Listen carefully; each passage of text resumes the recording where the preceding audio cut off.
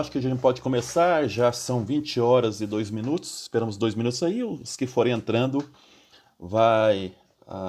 vão se organizando.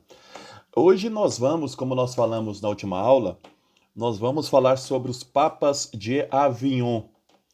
É um capítulo novo dentro do nosso estudo. Só para a gente fazer uma recordação do que nós falamos até agora, nós estudamos o conflito do Papa Felipe o Belo com o Papa Bonifácio. Para quem não lembra, aí, o Bonifácio não aceitava que o Felipe cobrasse impostos da igreja. Isso gerou um conflito muito grande entre os dois. Como eu falei para vocês nos últimos encontros, o que está acontecendo aqui é um conflito de interesses de poderes.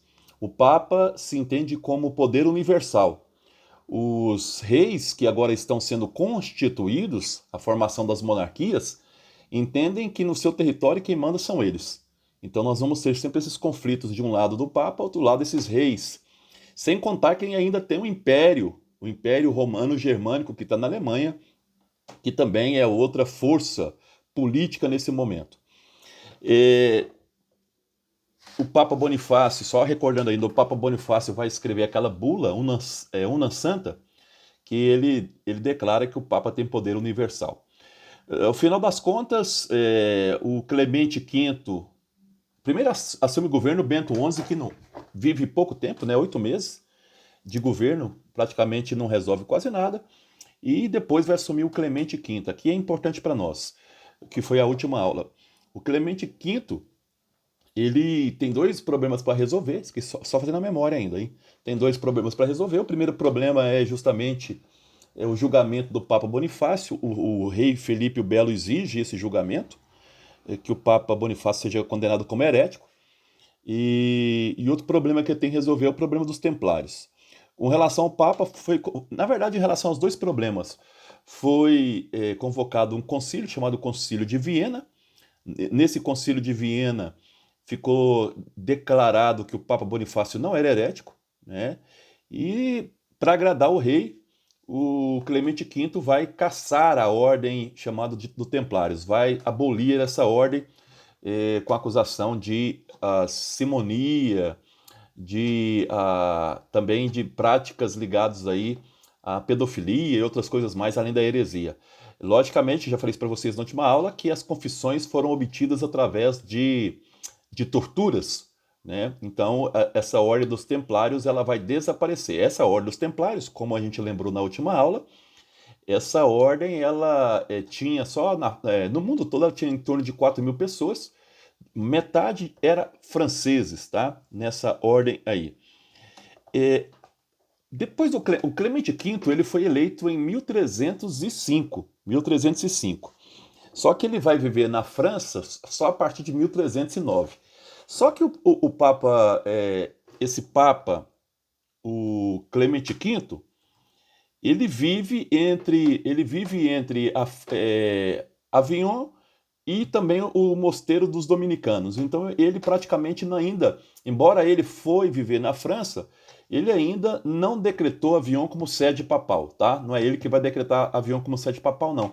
Porque ele revezava, ora ele estava em Avignon, ora ele estava no mosteiro, né, dos dominicanos. Um ponto interessante é que essa sede do governo, chamado Avignon, essa sede, ela já era uma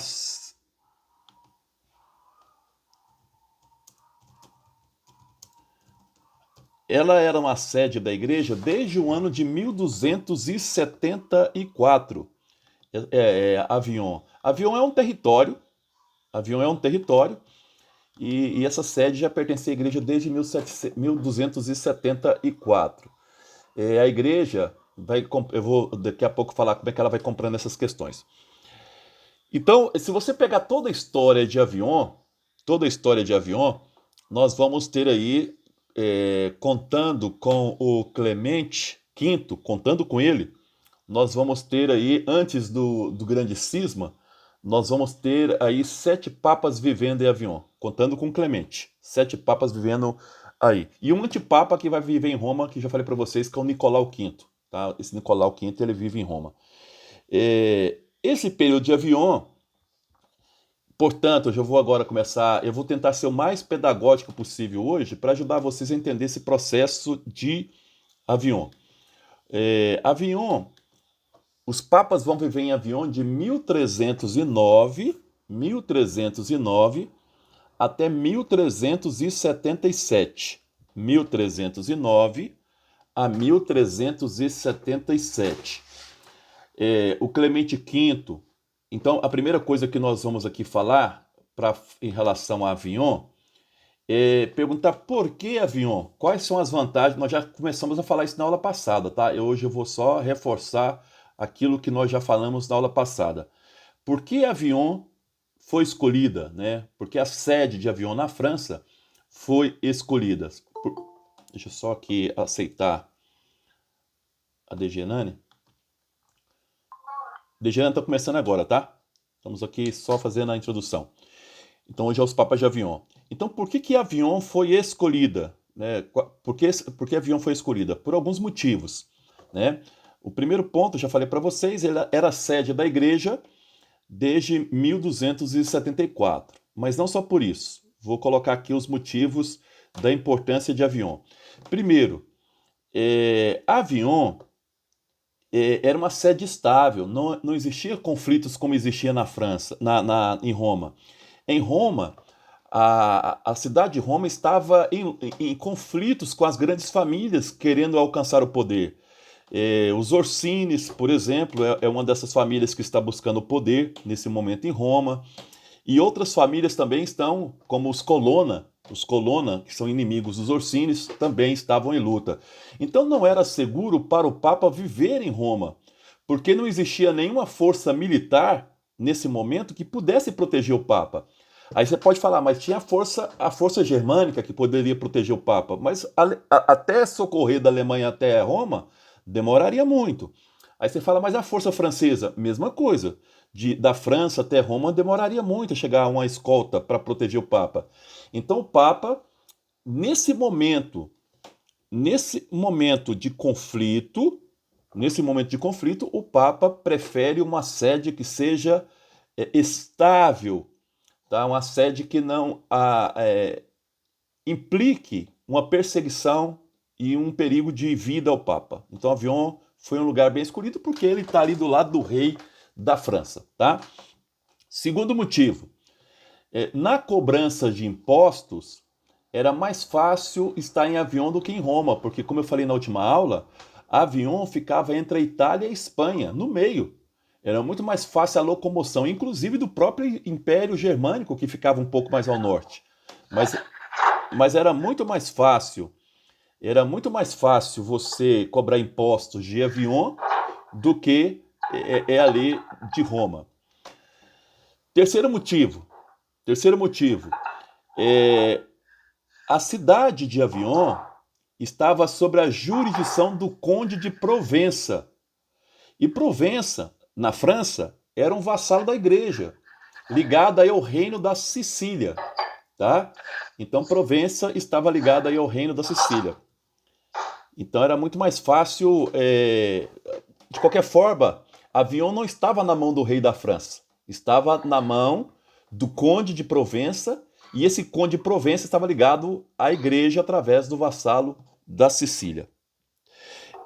Isso são os pontos positivos de Avion. Quais são os pontos negativos para Avion?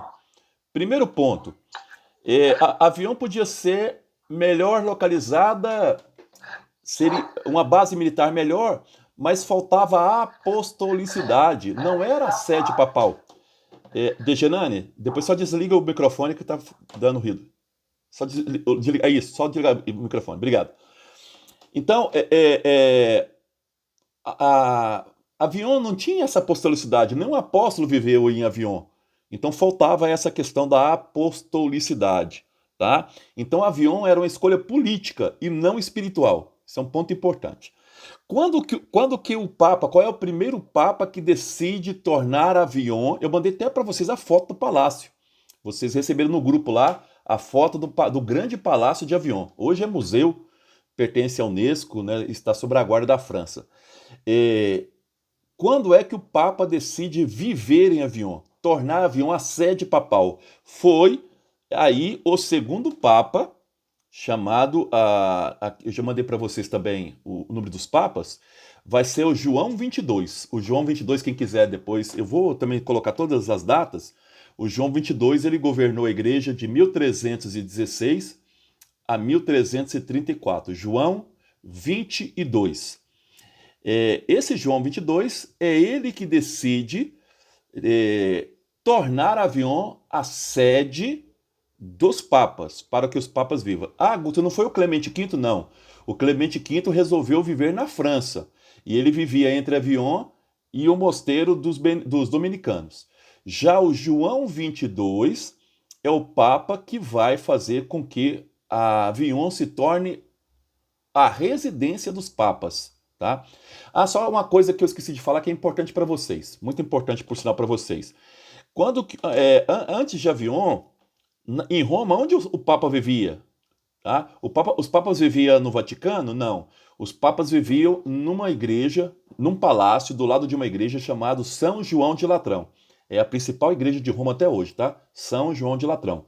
Então, em Roma, os papas não viviam onde vive hoje no Vaticano. Eles viviam nessa igreja, tem um palácio do lado chamado Palácio de São João de Latrão. Era ali que viviam os papas.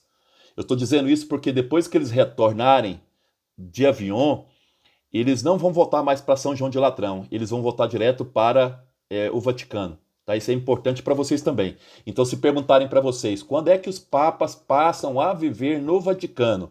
Eles começam a viver no Vaticano a partir de 1378. Tá? Na verdade, 1377, um ano antes. 1377 é o período que os papas, então, voltam para Roma e vão viver agora no Vaticano, e não mais em São João de Latrão. Então, antes de Avignon, São João de Latrão. Guto, repete para nós qual é o período de Avignon. 1309 a 1377. 1309 a 1377. Passaram aí, contando com Clemente, passaram aí 7 papas em Avignon. Depois 2 outros vão viver em Avignon, chegando a 9, mas esse aí já é na parte do cisma que eu vou explicar depois. Mas vamos lá, então nós já vimos aqui a questão dos motivos positivos e do negativo de Avignon. Quem muda a sede para lá é o Papa João 22. Mas quem vai comprar a cidade de Avignon, não só o palácio, isso que é interessante, não só o palácio, mas quem compra a cidade de Avignon e mais um condado do lado de Avignon, tinha um condado ali, vai ser o Papa Clemente VI, que é o 4º Papa ali em Avignon, tá? Ele governa de 1342 a 1052. Então é ele que vai comprar todo o território de Avignon e mais também ali a região vizinha de Avignon. Quanto que ele paga por isso aí? Ele vai pagar 80 mil escudos de ouro. Quem era dono desse território, já falei para vocês que era o Condado da Sicília. Então, nesse momento, quem governa a Sicília é uma rainha chamada Joana, Joana I de Nápoles. Nápoles, para quem sabe, fica na Sicília, na Itália. Sicília, pessoal, para quem não conhece geografia, é o sul da Itália, tá? Ali na bota, bem no sul da bota ali. Então, ou seja, o Clemente VI, ele vai comprar todo o território de Avignon e as adjacências ali, territórios próximos, por 80 mil escudos de ouro. Então a igreja ela é dona não apenas do palácio, mas é dona também agora do território. Então quem vai fazer isso vai ser esse Papa Clemente VI. Como é que chama esse condado que fica próximo de Avignon? Chama Venassimo. Venassimo é o nome desse condado. Então passa a ser toda a propriedade da igreja, esse território. Avignon e esse condado de Venassimo, fazendo parte aí dos estados chamados pontifícios da igreja. Esse território de Avignon, mais esse condado, ele pertenceu à igreja até a Revolução Francesa. A Revolução Francesa começou em 1789. Então a igreja teve um grande território na França, sul da França, tá? sul da França, essa região. É um outro dado importante quando se fala de Avignon, todos os papas que viveram em Avignon eram franceses. Todos os papas foram franceses. E todos eles do sul da França, do sul da França. Da uma região ali chamada Limoges, Limoges, sul da França. A língua oficial era chamado Languedoc. Doc, tá? Doc é a língua oficial dessa região. Então todos os papas eram da região do sul da França. E quando esses papas assumiram, eles foram nomeando os cardeais. Foram nomeando cardeais. Lógico, era interesse do governo da França, que esses cardeais fossem franceses, na sua maioria. E assim foi feito, só para vocês verem. No período de Avignon, foram eleitos 86 cardeais franceses do sul da França, 17 do norte da França, então 86 mais 17, vocês fazem a conta aí para vocês, tanto cardeais franceses, 14 apenas italianos, que antes era a maioria, agora só 14 italianos, 3 de Castela, que hoje é a Espanha, 2 ingleses, vocês sabem que a França tem rivalidade com a Inglaterra, então só 2 ingleses, e 2 de Aragão, que hoje também é Espanha. Então, se você for computar, a grande maioria massacrante é de cardeais franceses, tá bom? Só para que vocês tenham aí essa informação. Coube ao Papa João 22, no início, o Papa João 22 é o primeiro, tá? Papa de Avignon. Ele reformou o palácio antigo que pertencia ao bispo, ele vai fazer a primeira grande reforma nesse palácio, é ele que vai mudar para Avignon. Mas a grande construção de Avignon, que é chamada de Palácio Velho, que os papas começaram, não só os papas a viverem ali, mas toda a corte da igreja passa a viver ali, para vocês terem a noção, para cada cardeal da igreja tinha direito a 12 casas, cada cardeal. Mas por que 12 casas? Porque eles tinham os funcionários deles. Então cada cardeal da igreja em Avignon tinha direito a 12 casas. Então aquilo que não se tinha em Avignon tinha que comprar próximo ou alugar. Tamanha era essa corte de Avignon. Então esse Papa Bento XII vai ser o responsável por por construir esse Palácio Velho. São 2 palácios. O primeiro esse velho, levando a corte toda para lá, papal. Depois, o Clemente V, tá? Ele vai construir o Palácio Novo. Em 1337, só para vocês terem noção, na época do governo do Bento XII, 800 pessoas trabalhavam na construção do palácio. 800 pessoas, mão de obra, trabalhavam na construção do Palácio de Avignon. Esse é um dado muito interessante. Se calcula que só de beneficiários, quer dizer, pessoas ligadas diretamente à corte de Avignon, tinham 800 pessoas também, tá? Só de beneficiários. Então era algo muito grande. A capela de Avignon ficou pronta em 1336. E ali, então, os papas começam a fazer as suas audiências com toda a sua corte, os cardeais, os funcionários, tá bom? Uma coisa interessante é que depois da morte do Clemente V, quem assumiu o governo, como eu falei para vocês, o primeiro governo que muda para lá é o João 22. Eu quero só falar um pouco, eu não vou falar dos outros papas não, eu quero falar desse João 22, porque tem uma coisa importante. O João 22, que é o primeiro papa que vai viver em Avignon, viver mesmo lá com a corte, ele teve o governo dele marcado por uma briga. A briga dele com o imperador chamado Luís da Baviera, tá? Então, o governo do João 22, primeiro Papa de Avignon, eu vou falar só dele, que é importante aqui para nós. Esse Papa teve o pontificado marcado pela rivalidade e pelo conflito que ele teve com o imperador germânico, chamado Luís da Baviera. Por que esse conflito começou? Vou explicar para vocês. Quando Luís da Baviera foi eleito, ele foi eleito como sendo Luís IV, ou Luís da Baviera. Quem elegeu ele? São chamados de príncipes da Germânia, elegeram ele. O problema é que o grupo ligado à Áustria, tá? Os nobres ligados à Áustria, elegeram um outro imperador, chamado Frederico o Belo. Então, a Alemanha ficou com 2 imperadores, Luís da Baviera, tá, eleito pela maioria, e esse Frederico Belo, eleito apenas pelos austríacos, que fazia parte da região da Alemanha. Então você tem dois imperadores ao mesmo tempo, Luís da Baviera e esse Frederico Belo. Quem é que deveria decidir qual é o imperador nesse caso, segundo as regras da época, segundo as regras políticas da Europa? Quem deveria decidir quem era o imperador seria o Papa. Nesse momento, o Papa fica neutro, ele não se intromete nessa briga. O Papa João XXII, ele não intromete nessa briga. Mas ele, espertamente, o Papa, o que ele fez?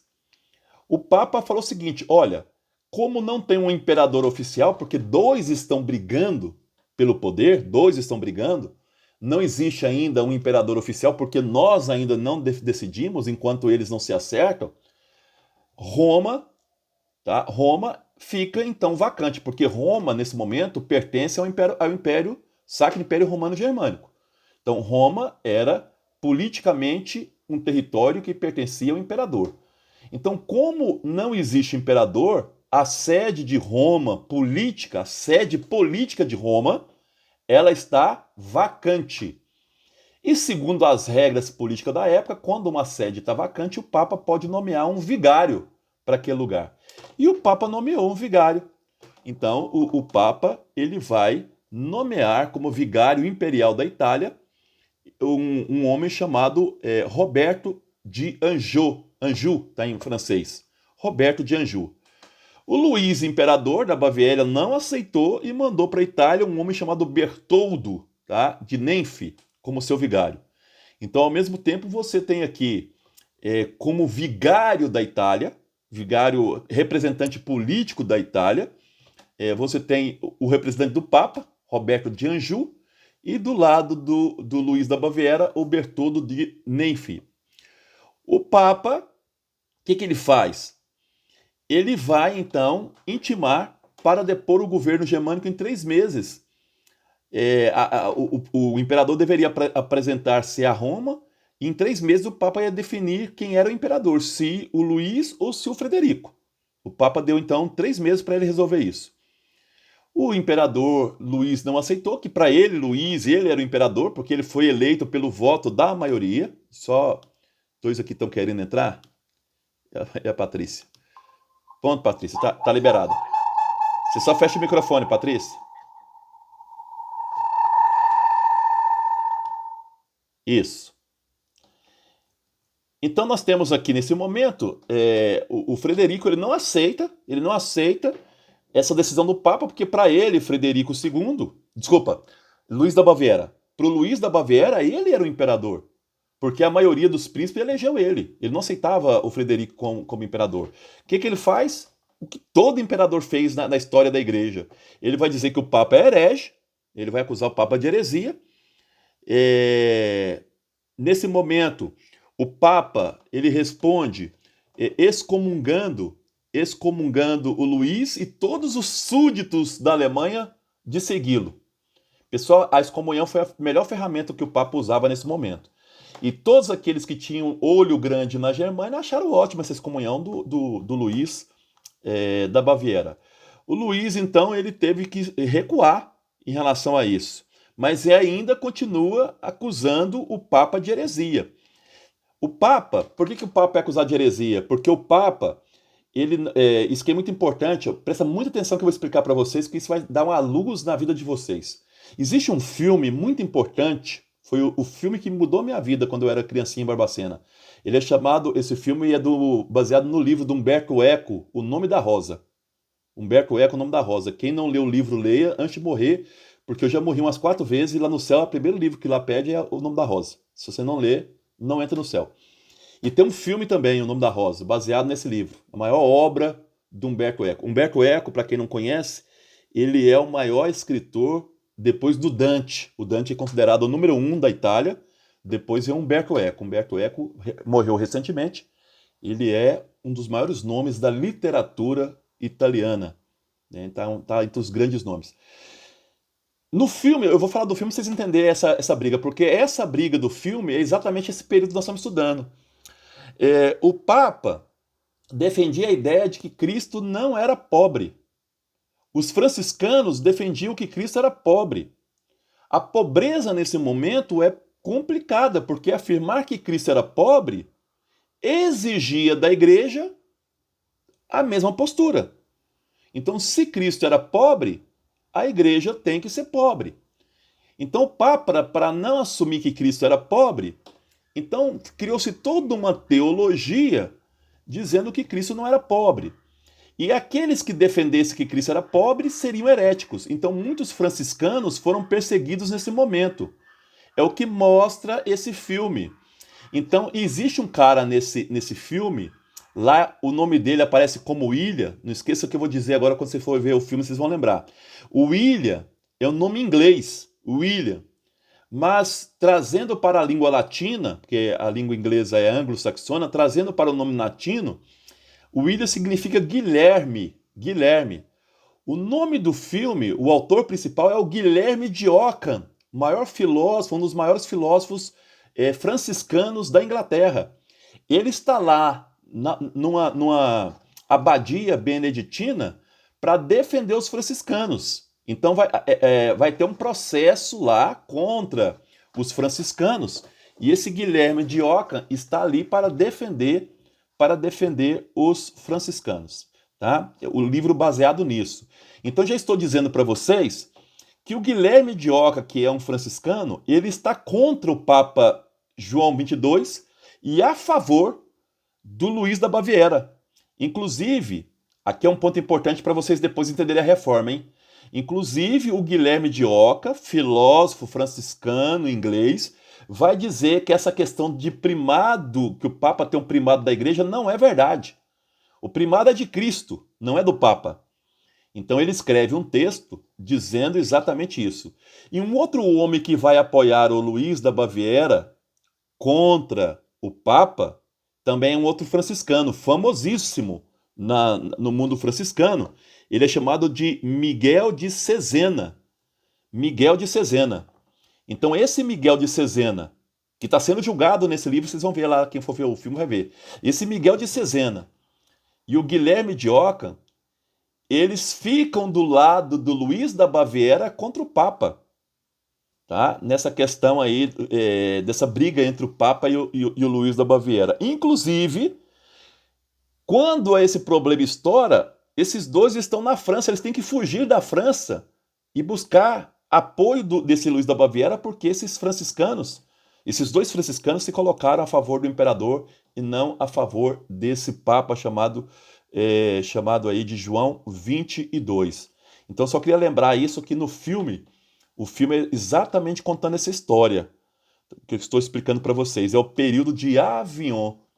Guto, que nós estamos que época então? Em 1340 aqui, tá? 1340. É quando estoura esse conflito.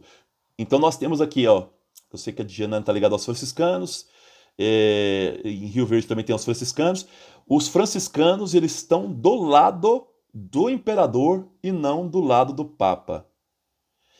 Olha, vamos trabalhar a lógica, agora vocês já são capazes de entender a lógica da igreja. Se eu estou dizendo que os franciscanos estão do lado do imperador, eu já não preciso nem dizer que os dominicanos estão do lado do Papa, porque essas duas ordens são rivais. Os dominicanos e os franciscanos nem sempre se beijaram ao longo da história. Então, se eu estou dizendo que os franciscanos estão apoiando o imperador nessa luta, é porque os dominicanos estão do lado do Papa. E quem é que toma conta da Inquisição nesse momento que nós estamos estudando? Os dominicanos. Os dominicanos. Vocês estão vendo que situação complicada que estão os franciscanos? Quer dizer, os inimigos deles, os dominicanos, estão com o poder da Inquisição na mão.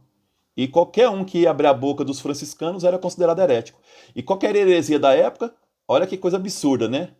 Mas era simplesmente afirmar que Cristo foi pobre. Não falar nesse período que Jesus foi pobre era uma heresia. Por que é uma heresia?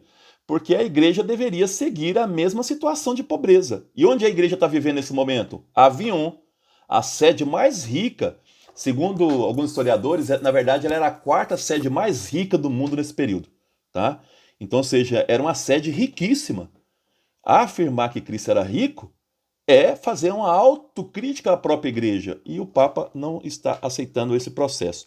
Então, sugiro a vocês lerem o livro ou verem um filme. Esse filme está de graça aí no YouTube. É muito bom esse filme, tá?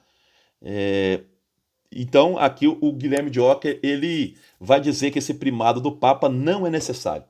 O único primado que existe é o primado de Cristo. Então, vocês já estão vendo assim, ó, já vamos a história é feita de ligações, né? De vínculos. Eu estou no século XIV. O Lutero é do século XVI. 150 anos antes do Lutero, um homem, né, de uma ordem franciscana está dizendo que o primado do Papa não é necessário. Vocês estão vendo aonde o Lutero vai buscar depois as coisas dele? Então, estou dizendo aí, ó, um dos expoentes que vai ajudar o Lutero escreve inclusive um texto contra o primado do Papa. Então, o Lutero, que também é católico, né, no século XVI ele é católico, agostiniano, vai buscar no Guilherme de Ockham, por exemplo, a fundamentação filosófica do que ele pensava. Eu tenho a coleção do Guilherme de Ockham, ele é um filósofo excepcional, tá? É um franciscano com a cabeça brilhante. Vocês vão ver o filme, vocês vão perceber que maravilhoso que o Guilherme de Ockham ele é. No filme, ele vai ser chamado de William, não esqueça, é o personagem principal. E o secretário dele, que segue ele no convento, é chamado de Adisso, tá? Que é o pupilo dele. Ele é um dos maiores homens da lógica do século XIV.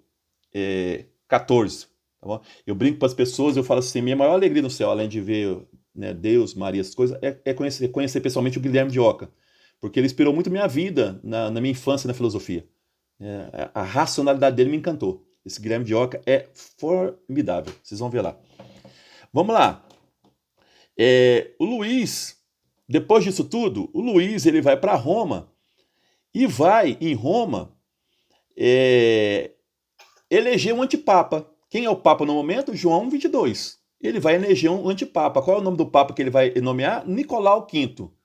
E quem que apoia ele? Olha para vocês verem como é que a história é interessante.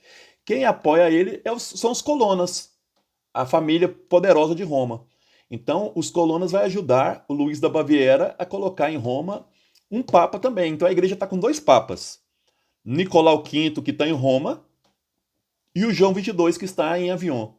Então, agora não se assuste. Esse período que nós vamos estudar daqui para frente é a história dos antipapas. Vai aparecer vários na história. Qual dos dois é antipapa? O que está em Roma ou o que está em Avignon? Hoje, oficialmente. O que vocês acham? Vai ser o que está em Roma, porque não foi eleito pelo conclave, foi eleito pelo Luís da Baviera, tá? Então, nesse momento, quando vocês forem ver a lista dos papas, esse Nicolau V, ele não vai aparecer. Vai aparecer o João 22, porque o João 22 foi eleito pelos cardeais, mesmo estando na França. E o Nicolau V foi uma nomeação do Luís da Baviera.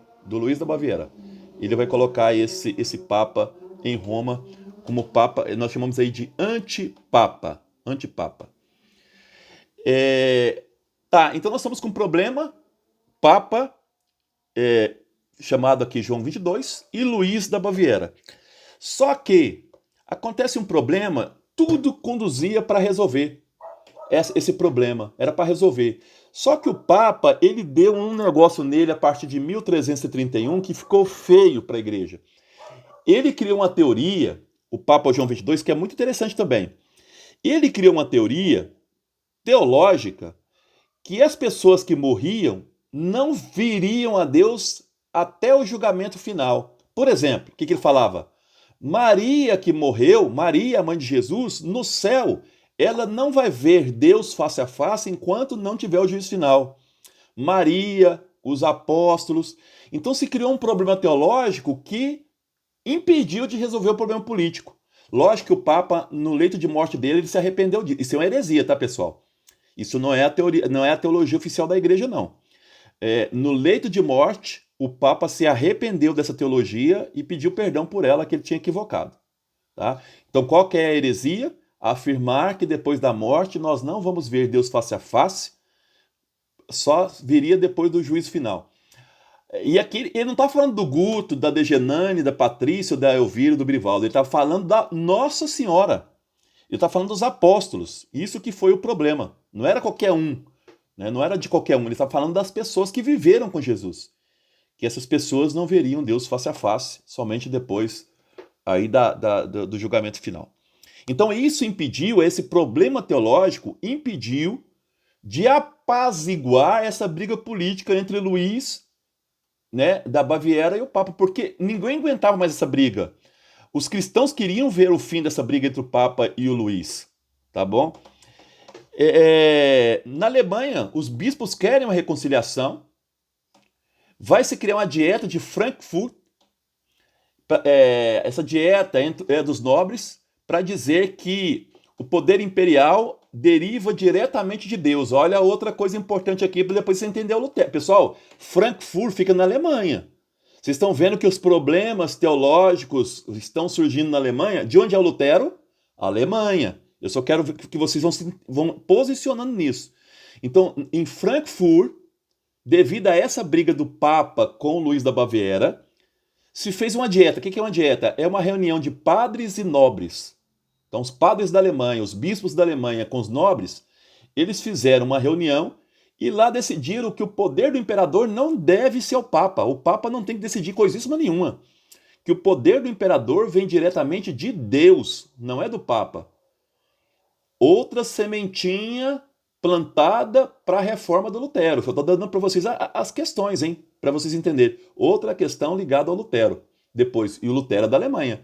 Vocês estão percebendo que a Alemanha já começa no século XIV a questionar Roma, a questionar o Papa. Quer dizer, 150 anos antes do Lutero nascer, a Alemanha já não está aceitando o poder arbitrário e, vamos dizer assim, totalitário do Papa. Eles estão questionando. Eles começam a questionar.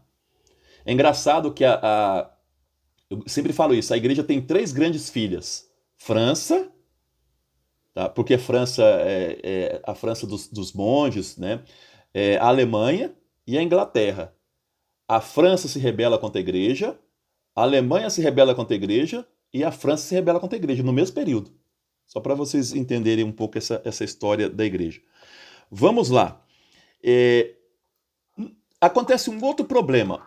Agora esse problema é mais interessante. No ano de 1341, esse Luís da Baviera, imperador, o ano era 1341, ele quer casar o filho dele, também chamado de Luís, com uma mulher chamada, com a prima desse menino chamado Margarita, de Tirolo. O problema é que essa Margarita ela era casada. E agora, como resolver isso? Ele quer casar o filho dele com essa Margarita por questão de terra, de poder. Só que ela já era casada. Né? O que esse Luís faz? Ele mesmo dá a dispensa do divórcio. Ele faz tudo, sem o Papa. E ele vai fazer isso. Logicamente, qual que é a resposta do Papa, do Papa João 22? Excomungou ele. Excomungou ele. Você não tem o poder de anular o casamento dessa pessoa. Você não tem esse poder. E o Papa vai excomungar esse Luís. Tá?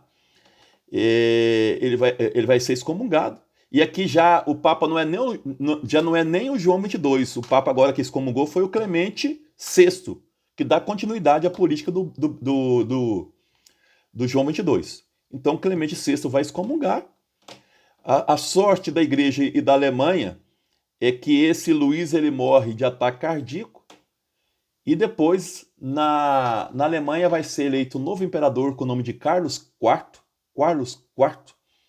E esse Carlos IV vai ter uma boa relação com a igreja. Acabou-se o conflito a partir da morte do Luís.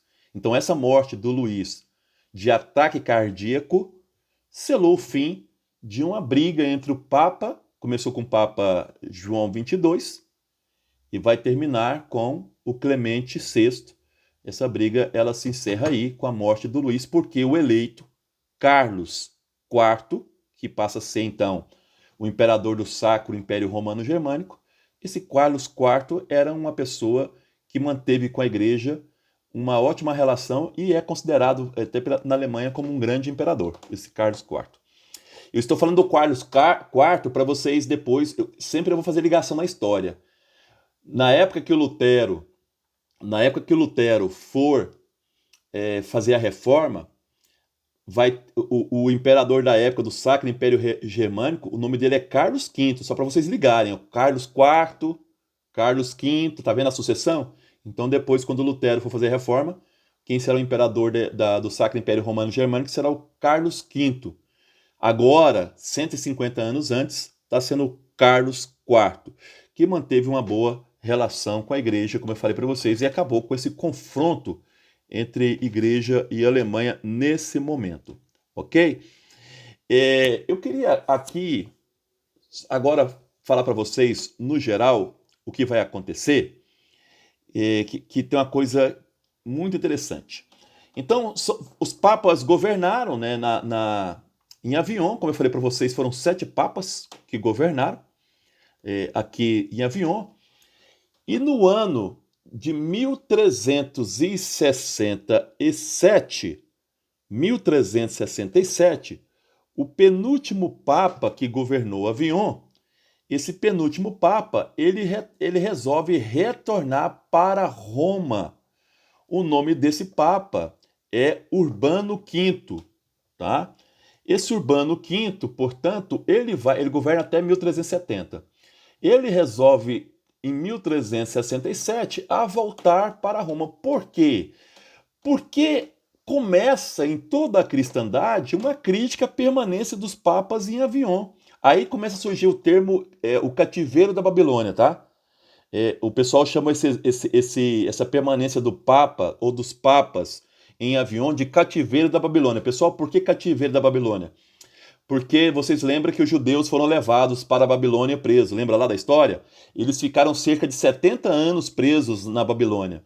Quanto tempo que os papas ficam em Avignon? Quase 70 anos. Então eles fazem uma comparação. A presença dos papas em Avignon é a mesma coisa do cativeiro dos judeus na Babilônia. Por isso que vocês vão ler nos livros de história da igreja a palavra o cativeiro da Babilônia, ou o exílio de Avignon. O que não é verdade, que eles não estavam presos, eles podiam voltar. O problema é que o rei fazia pressão, né? Os reis, os cardeais. Pessoal, quem não quer viver na mordomia de Avignon? Num palácio sendo servido 24 horas por uma corte maravilhosa. O dinheiro entrando, porque ali era um local bem centralizado. Ninguém queria voltar para Roma para quê? Para ser morto pelos Colonna? Para ser morto pelos Orsini? Por ser morto por uma família qualquer? Por que nós não ficamos aqui quietos, protegidos pelo rei da França? Então, ou seja, viver na França era muito mais seguro. Para que voltar para Roma para poder sofrer aí um assassinato? Mas uma santa chamada Brígida, vocês já ouviram falar dessa Santa Brígida, ela é uma das santas que pede para que o Papa retorne para Roma. Porque se politicamente, economicamente era bom estar em Avignon, não era espiritualmente. Porque o Papa deveria morar onde viveu e morreu São Pedro. Né? Espiritualmente, a base da igreja está em Roma. Então, o Papa, em 1367, esse Urbano V, resolve voltar. Ele ficou 3 anos em Roma, 3 anos, de 1367 a 1370. Inclusive, quem levou ele até Roma foram os navios de Veneza.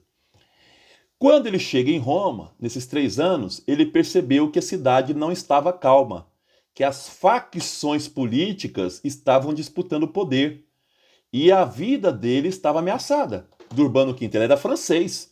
Você imagina uma cidade italiana em que os italianos querem assumir o poder, as grandes famílias querem assumir o poder, o Papa é francês. Vocês acham que essas famílias italianas iam aceitar isso? Lógico que não. Os italianos querem o poder da igreja, já representa muito. Pessoal, e aqui não é só poder espiritual, não. A igreja tem terreno, a metade da Itália é da igreja, parte da França da igreja, a Sicília é da igreja, quer dizer, a igreja tinha muito território. Ser dono da igreja, vamos dizer assim, era ter poder, era ter terras, era um poder muito grande. Então os italianos, olhando aquele Papa francês, Urbano V, começaram a ameaçar o Urbano V. O que o Urbano V faz? Volta para Avignon. 1370, ele volta para Avignon. E aí ele vai falecer. 1370 ele morre. E quando ele volta para Avignon, poucos meses depois ele morre. E quem vai assumir o trono da igreja vai ser o Gregório XI. Esse Gregório XI ele assume em 1370. Agora presta atenção nessa passagem que nós vamos fazer, tá? E ali, então, ele começa a receber cartas de uma. Hoje é santa da igreja, tá? Ele começa a receber cartas de uma santa chamada Santa Catarina de Sena. Santa Catarina de Sena. Ela manda várias cartas para ele, dizendo isso, que ele tem que voltar para Roma de forma mansa, né? Que as ovelhas passam fome, as ovelhas é o rebanho de São Pedro, né? Que as ovelhas passam fome, carecem do seu pastor, que o pastor não pode ficar distante da cidade em que está enterrado Pedro, e começa a mandar carta para ele. E no ano de 1300 já 1376, ele já queria voltar, já tinha essa ideia de voltar para Roma, mas a Catarina faz essa visita para ele, ela vai até a França, a Catarina de Siena viaja até a França, encontra-se com ele. Muitos acreditavam que a Catarina que influenciou a volta dele, mas hoje os historiadores falam que ele já, antes da Catarina voltar, ele já tinha decretado que ele voltaria para Roma, em 1376. Então ele vai voltar para Roma no ano de. Ele chega em Roma em janeiro de 1377. Em janeiro de 1377, ele entra pelas portas de Roma. A cidade de Roma tinha as muralhas e uma porta. Então, em 1377, ele entra pelas muralhas da cidade de Roma e vai voltar para onde? Para São João de Latrão? Não. Ele vai direto para o Vaticano. Nesse momento, para quem ainda desconhece um pouco a história da igreja, existia uma basílica muito grande no Vaticano, era chamada Basílica Constantiniana, que o Constantino tinha feito no século IV, ela foi feita em 314, tá? Essa basílica tem lá na minha página no YouTube, eu fiz lá sobre o túmulo de São Pedro, eu postei lá no YouTube lá a foto dessa basílica, foto não, né, porque não tem foto desse período, a imagem dela, tá? Como é que ela era. Então, no ano de 1377, ele volta para o Vaticano, para a colina. O Vaticano chama Vaticano porque era uma colina, tá? A colina do Vaticano. Ele volta para essa colina do Vaticano, onde tem essa basílica chamada Basílica Constantiniana, e vai passar a residir ali. Não volta mais para São João de Latrão. Guto, qual é a distância do Vaticano até São João de Latrão? Vai dar 3 quilômetros, mais ou menos, tá? 3 quilômetros. Dá para fazer a pé. Quem quer fazer uma caminhadinha, dá para fazer a pé. 3 quilômetros da Basílica de São Pedro a São João de Latrão. Então ali, não dá nem 3 quilômetros, dá 2,5 km mais ou menos. Ali, então, eles voltam a residir. Pessoal, essa informação é muito importante, eu vou repetir de novo. Até antes do concílio, desculpa, antes do exílio ou da moradia em Avignon, os papas moravam em São João de Latrão. Eu vou mandar a foto do palácio para vocês verem depois de São João de Latrão, tá? Tem um palácio lá. E quem doou, inclusive, São João de Latrão, quem construiu ali também foi o Constantino com a mãe dele, Helena. Por isso que a Santa Helena é tão importante para a igreja, tá? Considerada santa, Santa Helena. Muitas cidades do Brasil recebem esse nome de Santa Helena por isso. Então, antes de ir para Avignon, os papas viviam em São João de Latrão. São João de Latrão é uma igreja importante? Ainda hoje é a igreja mais importante de Roma, ainda hoje. O meu amigo Papa Francisco, o Chiquinho, é pároco dessa basílica. Tá? Todo papa que assume, ele se torna bispo responsável por essa igreja, chama São João de Latrão. É a igreja mais antiga. Ela é chamada pelos cristãos como a mãe de todas as igrejas. Tá? Ela é chamada de a mãe de todas as igrejas. São João de Latrão. Depois eles ficam, então, quase 70 anos em Avignon. Ao retornar, não mais retornam para São João de Latrão, vão para o Vaticano. E aí vai se criando esses complexos que vocês veem até hoje lá. A Basílica do Vaticano, a partir do século XIV, ela vai ser, aquela Basílica do Constantino vai ser derrubada, e vai se construir uma nova no local, que é exatamente a igreja que vocês veem hoje. Tá? Então, a partir do século XV, se derruba a Basílica do Constantino, essa Basílica Constantiniana, porque ela não tinha... o Vaticano, como é uma montanha, criou muitas rachaduras na igreja. E não dava para reformar mais a igreja. Eles preferiram derrubar e construir outra no local, que é a Basílica atual de São Pedro. Quem visitar o Vaticano, ou já visitou, Quando você desce para visitar as criptas dos papas, você passa exatamente no muro que pertenceu à antiga Basílica de Constantino. E tem as pilastras lá até hoje. Tem duas grandes pilastras da primeira basílica. Então a igreja de São Pedro foi feita em cima da fundação da antiga igreja de Constantino. E é interessante a engenharia da época, né? Porque você vê uma igreja que foi feita no século XV para o século XVI. Até hoje ela está de pé sem rachaduras. Você imagina o que foi essa engenharia para construir essa igreja. Sem contar o peso da cúpula de cima. Mas como eu explico lá no meu vídeo no túmulo de São Pedro, foram utilizados 9 dos maiores engenheiros do mundo da época para construir essa basílica, tá? 9 dos maiores engenheiros. E vários escultores e pintores. Só para lembrar o nome para vocês, Rafael, Michelangelo, Bramante, né? Só Leonardo da Vinci, só fera. Os melhores foram ali para Roma nessa construção. Para finalizar a aula de hoje, o Papa Gregório XI vai morrer em 1378, ele vive pouquinho, em 1378 ele vai morrer, e aí acontece aquilo que todos os italianos cobraram. Nós não aceitamos um Papa francês, nós queremos um Papa italiano, queremos um Papa italiano. Essa foi a exigência dos italianos. E aí, depois da morte do Gregório XI, vai ser eleito em Roma um papa de nome Urbano VI. Urbano VI.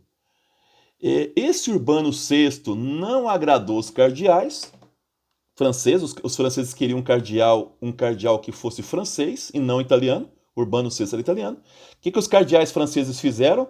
Saíram de Roma, foram para Avignon e elegeram um novo papa.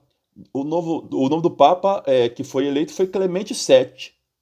Então nós temos agora 2 papas, um em Roma, esse em Roma é Urbano VI, e um em Avignon de nome Clemente VII. Aí o problema é que os 2 papas são legítimos, porque foram eleitos pelos mesmos cardeais. Aí está o problema. Aqui não tem como falar de antipapa. Logicamente que depois a igreja vai pegar a linha italiana, tá? Quando você olha hoje é a linha italiana. Mas nesse momento não. O Papa Urbano VI era legítimo? Sim. Foi eleito pelos cardeais oficiais da igreja. E o Clemente VII? Também Papa legítimo.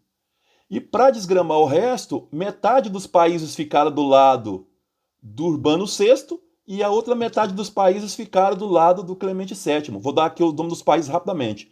Do lado do Urbano VI ficaram Hungria, Noruega, Suécia, Irlanda, Flandres, Dinamarca e Inglaterra. Do lado do Papa francês ficaram, logicamente, a França, Escócia, Chipre, Borgonha, Saboia, os reinos de Castela e Leão. Vocês viram? Então, nós vamos terminar a aula hoje, porque aí vai começar na próxima aula o grande cisma. Então, a igreja está literalmente dividida em duas. A cristandade está dividida em duas. Uma italiana e uma francesa. Isso na história é chamado de grande cisma do Ocidente. O grande cisma do Ocidente. Quando que esse grande cisma começou? 1378. 1378. Quando que ele vai terminar? 1414. 1414. Então você vai ter aí praticamente quase 40 anos de cisma, em que a igreja vai ter, nesse momento, 2 papas, ok? Alguém inteligente da época falou assim, simples, e esse cara inteligente vai ser o imperador, tá? Depois vamos falar isso. O imperador falou assim, simples, vamos caçar os 2 e vamos nomear um novo lá em Pisa, na Itália. Falou, vamos fazer isso, a gente pede para eles renunciarem e a gente nomeia outro em Pisa. Beleza, foram para Pisa, elegeram o novo papa e pediram para esses 2 renunciarem pelo bem da igreja. Sabe o que eles fizeram? Não renunciaram. A igreja, em vez de 2 papas, vai ter 3. Um em Avignon, um em Roma e um em Pisa. 3 papas ao mesmo tempo. Aí, só o concílio vai resolver isso, mas eu vou falar isso na próxima aula. Então a igreja chegou a ter 3 papas governando a igreja. Um papa em Avignon, um papa em Roma e um papa em Pisa, todos eleitos canonicamente, segundo os cânones da igreja, pelos mesmos cardeais. Portanto, os três eram papas legítimos. De novo, volta aqui ao Lutero. Vocês estão entendendo a igreja que Lutero viveu? Quer dizer, uma igreja dividida de interesses de políticos. Então, só para vocês entenderem um pouco a reforma, nós depois vamos falar sobre essa questão. Quer dizer, 100 anos antes do Lutero, agora estamos em 100 anos, a igreja estava aí com 3 papas. Aí vem uma questão que eu vou discutir isso na próxima aula. Quem é que pode retirar um papa? Vai se criar, já vou adiantar agora para vocês ir pensando nisso durante a semana, vai se criar uma teoria pela Universidade de Paris, que só um concílio pode retirar o papa do poder. Essa tese é chamada de conciliarista, tese do concílio, tá? Tese conciliarista. Somente um concílio pode tirar o papa da igreja. Isso foi bastante discutido aí no direito canônico da época. Somente o concílio pode... Por isso que fizeram o concílio para tirar os papas. O problema é que isso ficou complicado no direito canônico. Como assim? E um concílio existe sem um papa? Foi a pergunta que fizeram. Isso vai ser resolvido sabe quando? Quando no ano de 1870, quer dizer, 400 anos depois, um concílio chamado Vaticano I diz, falar o seguinte: o Papa está acima de qualquer concílio. Essa tese conciliarista não existe. E aí eles vão definir uma coisa chamada aí, até hoje ela existe na igreja, que o Papa, em questão de fé, ele tem a infalibilidade, fé e moral. Ele está acima de qualquer concílio. Um concílio não pode afastar um papa.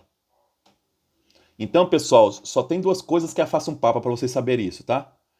Se um papa for declarado abertamente um herético, ou se ele morrer. Fora isso, nada mais. Como que o papa pode ser chamado herético? Por exemplo, se o Francisco falar amanhã, ó, Nossa Senhora não foi virgem, e falar isso abertamente, ele pode ser cassado pelos cardeais. Tá? Se ele falar Jesus Cristo não é Deus, o Papa Francisco pode ser cassado. Um papa herético ele pode ser cassado pelos cardeais,